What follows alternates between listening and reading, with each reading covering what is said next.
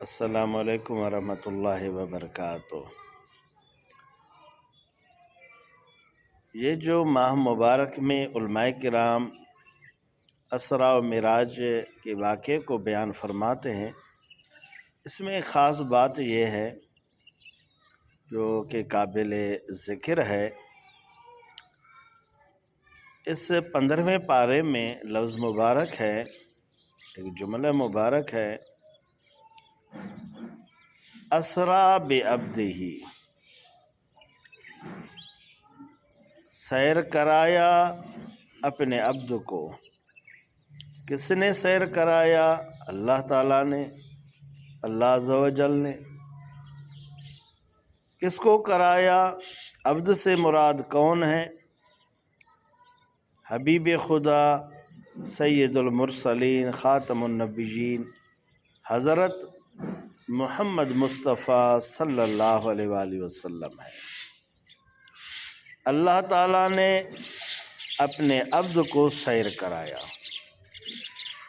یہ جو عبد لفظ مبارک ہے، امام فخر الدین رازی تفسیر کبیر میں لکھتے ہیں، عبد جسم اور روح کو کہتے ہیں۔ صرف روح ہو یہ عبد نہیں، صرف جسم ہو یہ عبد نہیں، جسم روح دونوں کو عبد کہتے ہیں۔ اللہ تعالیٰ نے اپنے عبد کو مانے جسم روح کے ساتھ سیر کرایا۔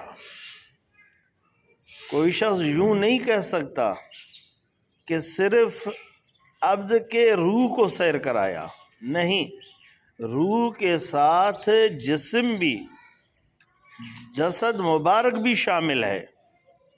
مثلا کوئی شخص کہے میرے پاس ایک عبد آیا تو ان کا روح آیا، نہیں، روح جسم روح کے ساتھ آیا، روح جسم کے ساتھ آیا۔ میرے پاس فلان بندہ آیا، عبد آیا، تو مانا وہ شخص جسم روح کے ساتھ آیا۔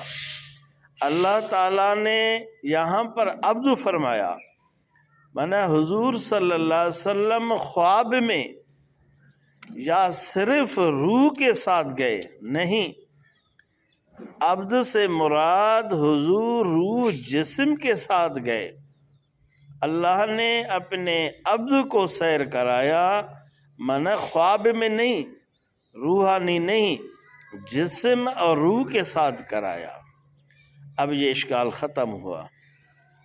کوئی یہ اب نہیں کہہ سکتا کہ یہ سفر روحانی ہوا، نہیں، روح جسم کے ساتھ ہوا۔ الحمدللہ سیر کرنے والا ہمارے حضور صلی اللہ علیہ وسلم ہیں، کرانے والا اللہ رب العزت جل جلالہ ہے۔ میری جان، میرے دوست عزیز، یہی ہمارا عقیدہ ہے۔ الحمدللہ، شکر الحمدللہ، اپنے عقیدے کو درست رکھیں۔ اللہ نے ہمارے حضور کو روح اور جسم کے ساتھ اسرا و معراج نصیب فرمایا۔ اللہ ہمیں اس معراج کا فیض، اسرا کا فیض نصیب فرمائے، برکت نصیب فرمائے، حضور صلی اللہ علیہ وسلم کی سچی محبت نصیب فرمائے۔ والسلام، خدا حافظ۔ اللہ